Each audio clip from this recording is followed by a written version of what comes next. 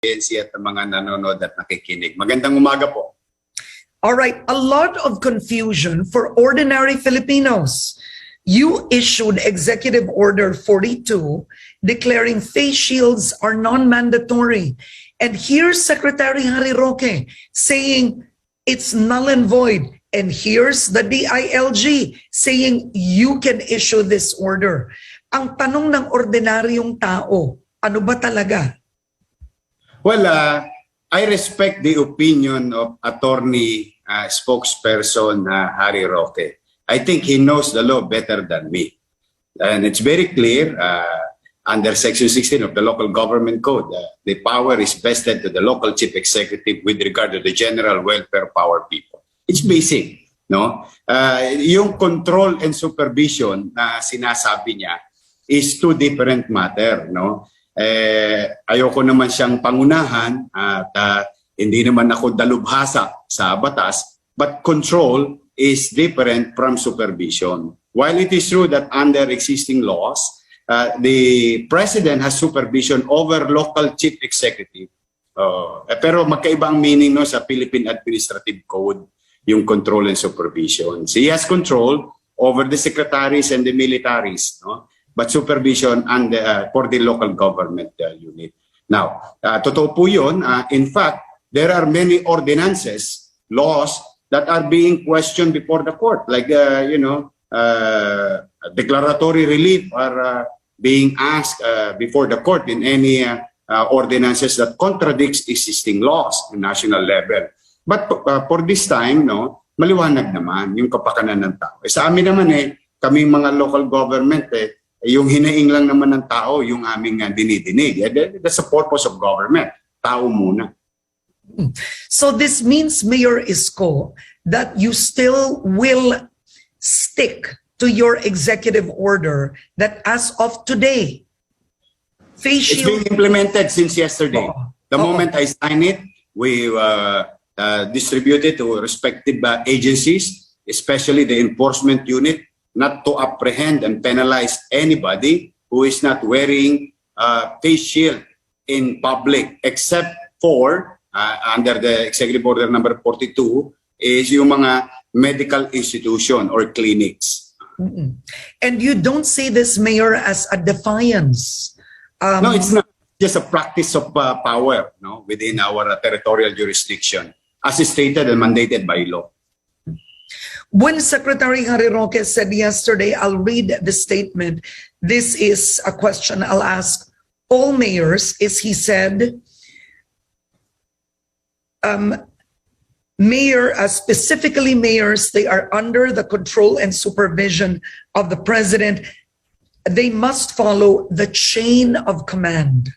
Okay. Chain of command, when we speak of chain of command, it speaks of military. No? We are not a uniformed personnel. We are civilian authority mandated by the people within our territorial jurisdiction. No? I respect his views, but control is the power to reverse. Supervise is the power to oversee if laws are correct and not contradicting to existing laws. No? Magkaiba yon. I think lawyers who are watching right now would understand me, and I think I owe it to my professor in UPNC PAG. It's very clear there when we were taught of the difference of these provisions or meanings of this word. But then again, he is entitled to his opinion. But I don't think that he has, the president, he is a lawyer, he will agree, he used to be a mayor, he has no control over the mayor. He has the power of supervision under the local government code. No? Yung local autonomy is written in our constitution. No? Binigyan ng kapangyarihan at kakayanan na magtaguyod ang mga lokal na pamahalaan sa kanilang lokal na pamunuan na pangalagaan ng kapakanan ng higit na nakararami. Is basic under existing laws. Okay. So, Mayor, why do you think it is timely to even make face shields non-mandatory, given that the DOH is also appealing to all mayors? The DOH said, hintayin muna ang desisyon. Baka naman kasi tumaas ang bilang. Alam mo, Karen, di ba, hindi naman kaila sa'yo a few months ago, I've been asking them, please study the effect or benefits of face shield. They have not done their assignment. Di ba? It's been so many months, 1 year and 8 months. Have we not learned how to deal with COVID-19? Still, face shield. And we are the only country in the world been using in a general population, in public, ng face shield. Di ba? Sabi ko naman noon na pag-aralan nila. But they failed to do so. What they want us to do is something that is not science-based. And this, Karen, just so you know, maraming mga matatanda ang nadadapa. Maraming mga may hika ang nahihirapan huminga. No? Marami ng mga na-aksidente. At higit sa lahat, gastos ng gastos to, Karen. 10 ng 10 ito. Araw-araw. Let's just be honest with regular people. Yung tao, ordinaryong tao. 10 piso araw-araw, 300 pesos isang buwan. Ang pinakamasarap na bigas, 60 pesos. 5 kilong bigas yung ninanakaw o nawawala sa tao. Pahirap sa tao. Buti sana kung may science o may basis. Pangatlo, no, yung basurang na idudulot nito sa kapaligiran. Plastic ito, Karen. No, why you keep on insisting, these people insisting face shield? What is there in face shield? Now, CDC, for that matter, and United States of America, commission a study. Walang epekto. What is important is tayo ay magmask. Yan. Tayo ay magpabakuna. At higit sa lahat, bilang gobyerno, imbis na face shield ang bilhin natin remdesivir, tocilizumab, or meron bago ngayon kami binibili, yung Monalpavir. No? These medicines, science-based, WHO agrees, and the scientists of this world can help survive critical and severe COVID-19 patients. So I think doon dapat natin gastusin yung ating mga resources. So, Mayor Isko, why do you think is Malacañang insisting on this? What are you seeing as a possible reason? Well, I don't think that Malacañang is insisting. Some people surrounding Malacañang is insisting. I don't know why. Have we not finished all those face shield that we bought? And I think that face shield is dedicated for our medical frontliners, for our supplies. But be that as it may, why insist on something, making it mandatory without science? It's unfair to the people.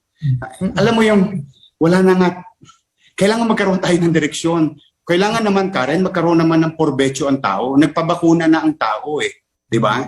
Nagpabakuna ang tao, nagdidisiplina ang tao. Ano naman ang take nila? Ano naman ang bawi nila? Di ba? Okay.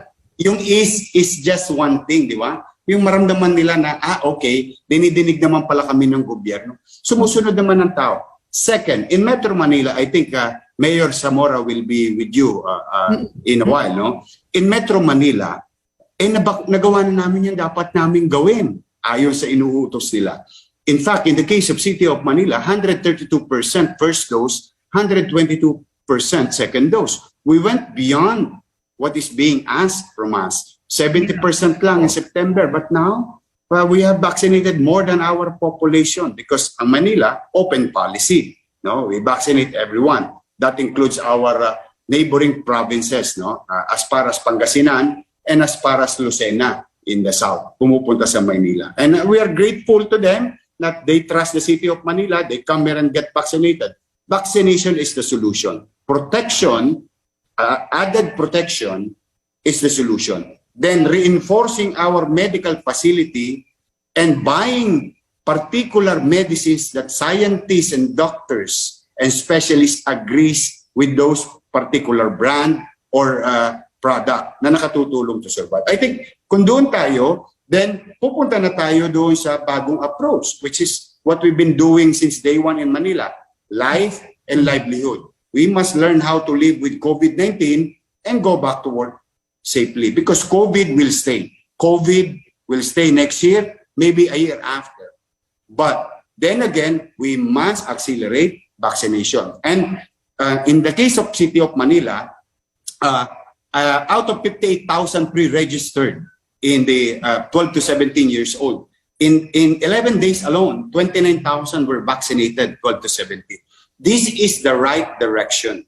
We vaccinate people across age. Dapat yun ang progression. So dapat yun ang direction. So that we can move on with our lives. Oo. Mayor Isko, what is your reaction to the news that the DOH is considering, or they're talking about the use of goggles instead of face shields?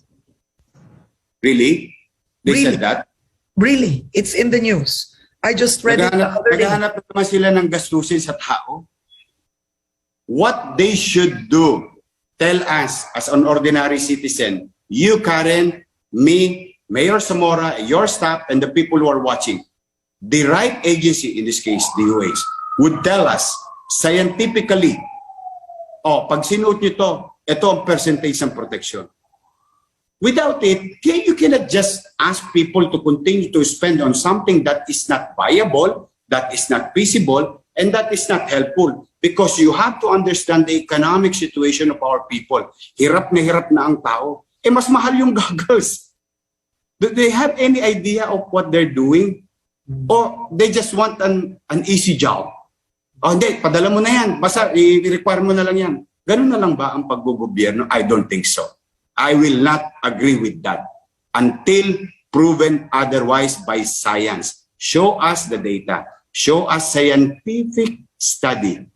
And kapag ginamit yun ng ibang mundo, saka ko siya gagamitin. Kasi I don't think that we are better than them. Because as far as they're concerned, their infection continues to be there, but it is being managed. And there are countries, Karen, there are countries in this world na nabakunahan nila 94%. Then COVID talagang nagda-dive pababa. Now, what we should do, more than requiring people to spend money on something that is not viable, is accelerate the vaccination.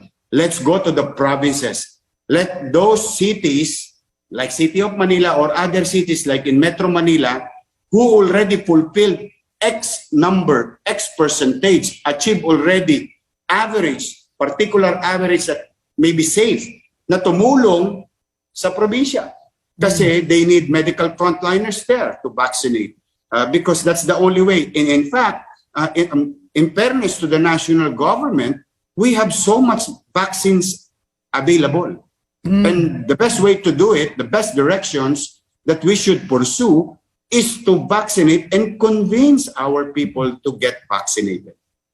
So, Mayor, for the record, if Malacañang, through Secretary Harry Roque, once again insists today that your order is null and void, you are in defiance of the President's order, you will still continue your executive order? Yes, we will.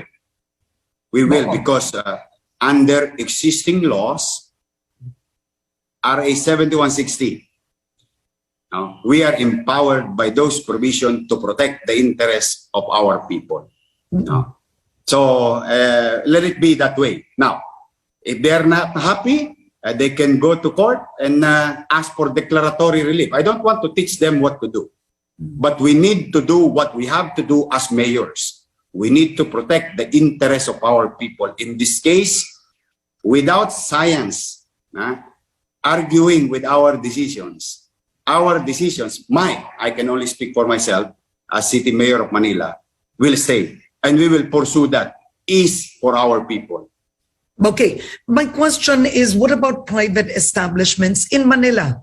Some private establishments will require face shields, or does your executive order cover even hotels, restaurants in Manila? The executive order speaks of the general population, general public, that includes places, except for medical facilities alike, like clinics, and all other things. May pumupuntang pasyente. So, I don't think that they will require it. So, kumbaga, kung gusto mo pumasok sa isang mall sa Maynila, hindi ka pwedeng hindi papasukin dahil wala kang face shield. Yes, I experienced the same thing in a restaurant somewhere in Metro Manila. And I felt bad that that restaurant is going to lose a business because that person didn't wear face shield because yun daw ang nire-require. Can you imagine the loss to the business? I don't think so. In fact, yesterday I saw one mall, Lucky Chinatown Mall, for that matter, immediately followed the city government, welcomes all clients, future clients of their mall in Lucky Chinatown na walang face shield. So, sumusunod naman, Karen. And I think it's more business for the restaurants, for the malls, and all other enterprise. Second, halos bakunado na lahat eh. Bakunado ang serbedora, bakunado yung waiter, bakunado ang mga nagtatrabaho, bakunado na yung kumakain. You know, Li Sheng, no? Alam mo ang ganda ng idea ni Li Sheng. Sa totoo lang, masarap mangopya talaga eh. Sabi niya, if we are all vaccinated, 20 of you in the house can go in a restaurant without face shield. You just go there and eat and dine and have business for that restaurant and for the family to have a new environment.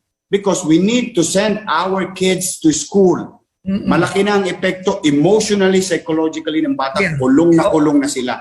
We need to send them out. And our senior citizens should go out. They should be allowed. Kids, senior citizens should have a new environment. We cannot keep them in hiding. We cannot keep them in a controlled environment. It's psychologically, they're going to be psychologically and emotionally challenged. It's going to create more cost for the country to spend later on. Okay. And the garbage that's being thrown to our bin, no? Okay. I mean, sorry to say, but all right. Mayor, I wanted to ask you also, in Davao, an executive order was issued on the lifting of plastic barriers for passenger vehicles. Are you open to that? Are you doing that in Manila? What's your plan? Yung plastic barriers is a different matter, no? The barriers speaks of the authority of the LTFRB and LTO because public utility vehicles is within the control of the LTFRB. Now, if LTFRB and LTO require such facility or that modification of public transport, then so be it. But they need not wear face shield, yung passenger. The jeep, bus is different from the person. So we're after to the person and the cost to the person, makatipid naman sila. Okay. Now, moving on to other issues, while the DILG supports the power, Thank you. Reinforces the power, of LGUs when it comes to these, the DILG is also recommending that those unvaccinated with 4Ps not be given their subsidy. Do you agree with this? I don't. You know why? Ayuda, the concept of ayuda and 4Ps is to alleviate yung buhay ng tao. And you cannot penalize somebody because ayaw nila magpabakuna, hindi na natin sila bibigyan ng ayuda. Then it defeats the purpose of the government to help the poorest of the poor to be alleviated. Itaas yung antas ng pamumuhay niya, gumaan ang antas ng pamumuhay niya. You cannot penalize them for not being vaccinated. That is unfair. Now, di ba meron din naman mga mayayaman na ayaw magpabakuna? We must respect decisions of our people. The best way to do is like in Metro Manila, I can honestly say in Metro Manila, all the mayors in Metro Manila are really doing their job. And that includes other mayors in their respective locality, doing their job to convince their constituency to get vaccinated. And to be honest with you, Karen, before we used to vaccinate 47,000 people a day. You know how many vaccination that we are doing right now? 2,000, 1,000. We continue the effort. While it is true that we are beyond what is being required, but we continue the effort surgically and reach them in their comfort of their home, in their community, in their workplace. So hindi titigil. So my point is, you cannot penalize. Kawawa naman. Ano bang uri tayo ng gobyerno? Puro tayo penalty penalty. Bakit puro na lang pahirap sa utaw? Pahirap sa tao. Instead of understanding the people. Understanding is matrabahong bagay. And that is our job. We have to do our job. Ano ang dahilan? Bakit ayaw magpabakuna? That should be the problem. That should be given a solution. Anong kailangan gawin? Ako, I will not agree to that. Kasi ayuda is different because it speaks of alleviation, poverty alleviation. Then bakuna is the safety. No? And I think there is other ways, other means to convince the people to get protected through vaccination. Now, Mayor, there are some sectors, even Secretary Carlito Galvez is agreeing to mandatory vaccination. And parts of the United States, some sectors, no less than the US president, has ordered government workers to be vaccinated. There are universities that won't allow face-to-face if their teachers and students are not vaccinated. Do you agree to any form of mandatory vaccination with certain sectors? Some form, I agree. For example, ikaw magulang, Karen. You wanted your teacher to be vaccinated. And that is your valid concern for your children. That makes sense, di ba? Pwede naman ako makapamuhay o yung anak ko, online na lang. But at the same time, naawa naman ako sa anak ko. Gusto ko na siya magkaroon ng ibang environment. Makita niya na yung mga friends niya. Then, for purposes of safety of that particular sector, I think it's good to require. Pwede yun. Kasi ang purpose, let's say schools. safety. Bago mag face-to-face, you agree, schools, if you want face-to-face, you all have to be vaccinated.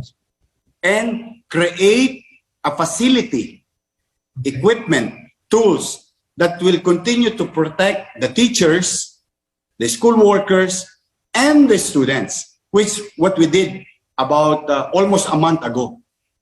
Kasi we're wishing na mapili ang Maynila, isa sa mga school namin, na mapili sa face-to-face para may online, may face-to-face. Because we need to move on. We need to push forward.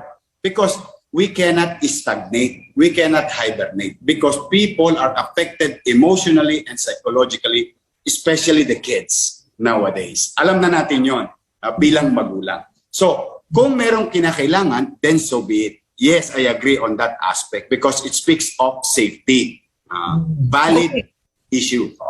Okay, I have a few more minutes with you, and just to close, you recently came from Cebu, wherein one Cebu said that your listening tour went well and you talked to different sectors.